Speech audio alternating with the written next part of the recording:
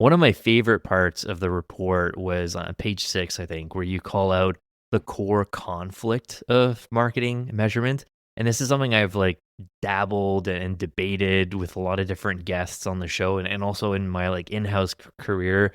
Marketing is and should always be first about creativity and trying new things, being different, bold experiments, right? But then finance and measurement are built on things like causality and decimals and perfect science and stat sig. There's conflicting like ideas there for sure. Do you think that because of this, marketing teams are unfairly scrutinized compared to other departments? Like, why does marketing need to prove ROI for everything that we do? We need to justify our existence. But HR and product and finance, like those departments, like they don't have to be accountable to revenue. They just kind of exist. They're just like a thing that companies need to do. Why does marketing need to prove their existence? Like, why is everything tied back to ROI for us? I should have got a degree in accounting. I mean, I like the class. I mean, it was interesting, right?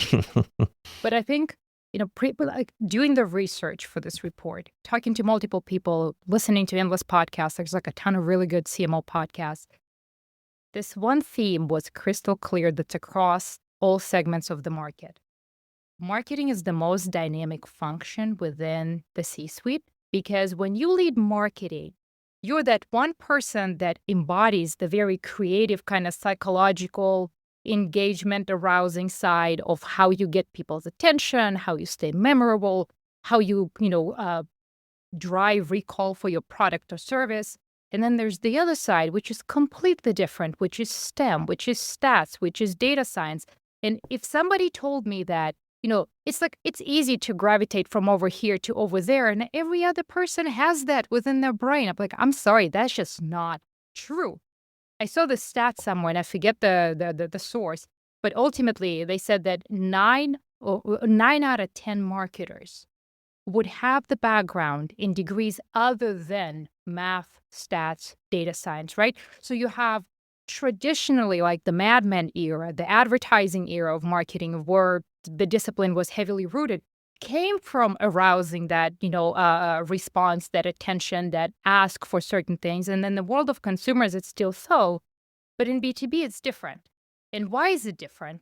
It's because, your sales cycles are longer, and I know I'm preaching to the choir, but it's also because, you have so many VCs, you have so many Ps that give you money, and you have to be accountable for that money. Now, if we compare all the other departments, does accounting have a budget?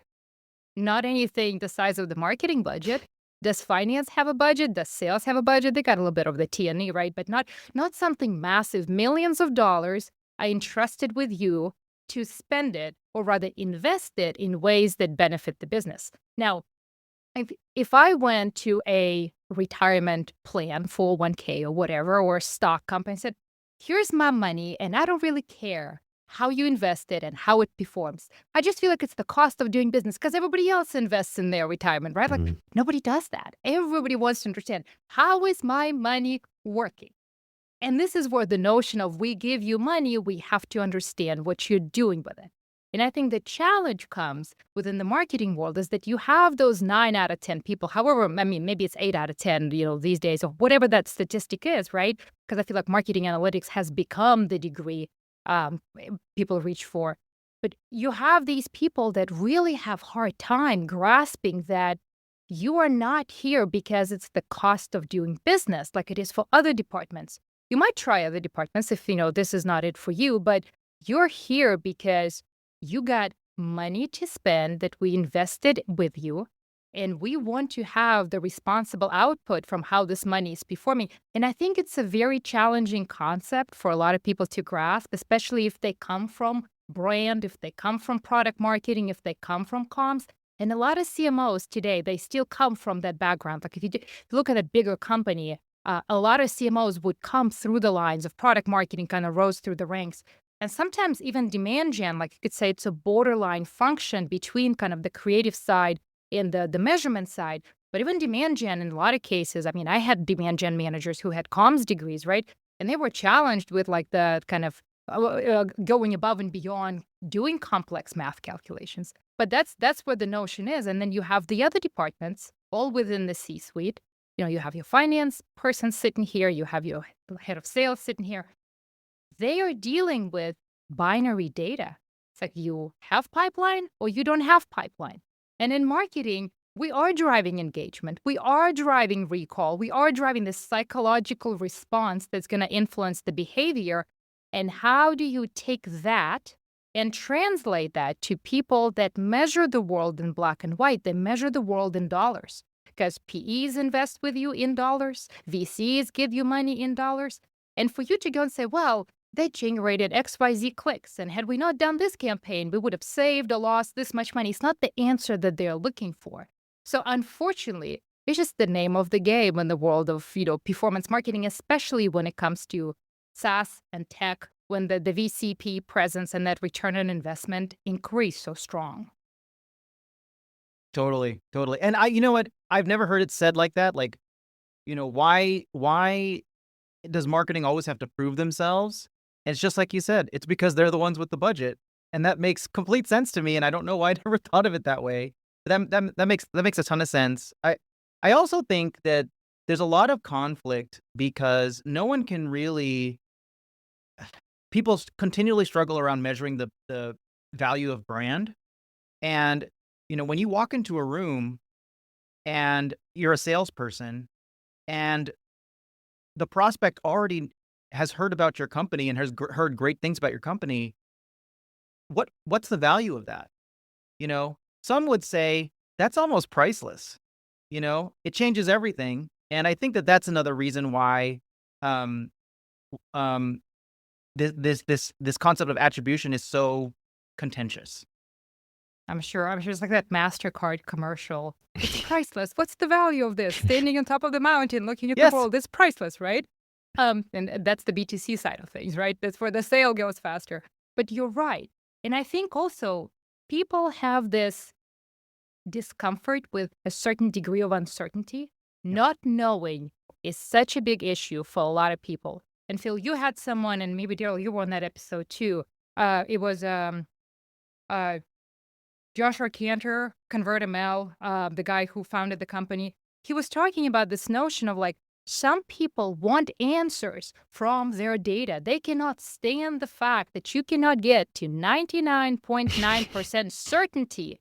Data tells us what to do. I had someone who was leading brand who would refuse to come up with names for a virtual webinar series for the next year until I told her how the names of the previous year's series performed. It's like, well, how do you expect me to answer that question? But we're data driven. We have to know how these things perform before we come up with the next year's episodes. So see, like there's this kind of dichotomy of some people that have to have 100%, and then other people, they just need to confirm that gut feel and know they're moving in the right direction, and it helps them make a better decision. And I think that's what separates those who flourish in the world of business and can move fast and can make decisions with certain risk and ambiguity. It's almost like gambling, right? Like how much risk can you take? But the world is moving fast, so you don't have the luxury to sit there and collect everything that you can and then say, I finally feel so good about my data. I got everything. Oh, wait, it's 18 months later, right? Yeah, I love your take, Nadia. I think that in most tech companies, specifically, marketing typically does have one of the bigger spend budgets. And I agree with you in a sense, like we get this idea that the budget that we have is used to spend on performance stuff and part of it's spent on like tech and stuff. But there is still a budget for some of these other teams. Like, sales still has a bunch of stuff like incentives. We're paying the team like commissions. There's like cost of goods sold, overhead expenses. These sales teams are like traveling. They're doing a bunch of like in-person stuff, right? So sales, like especially in bigger enterprise sales led motions, oftentimes the sales budget will be bigger than the marketing budget. The one I have the most trouble with is the product department budget. Like typically, I remember like being in house and we have like headcount negotiations with the senior management team, and we're fighting for like 5 new people on marketing, and product just has a roadmap of 17 new people that they're hiring in the next quarter. And it's like, okay, we're assigning an ROI to every single person on marketing. They're going to be doing product marketing. They're going to be helping Martech. They're going to be jumping on ads.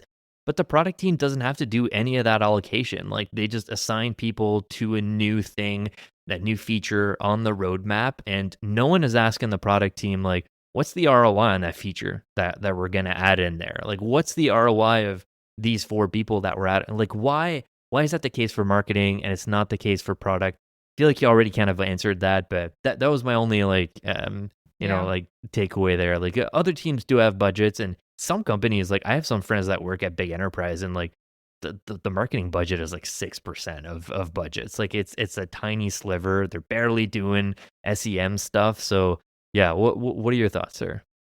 I feel like certain departments are viewed as mission critical to business success. Yeah. Product, in my view, is one of those. If we don't do XYZ, then we all gonna fail. Then this is not gonna work. And whatever we have today, we might lose. I mean, this is like the extreme view of what it is, right?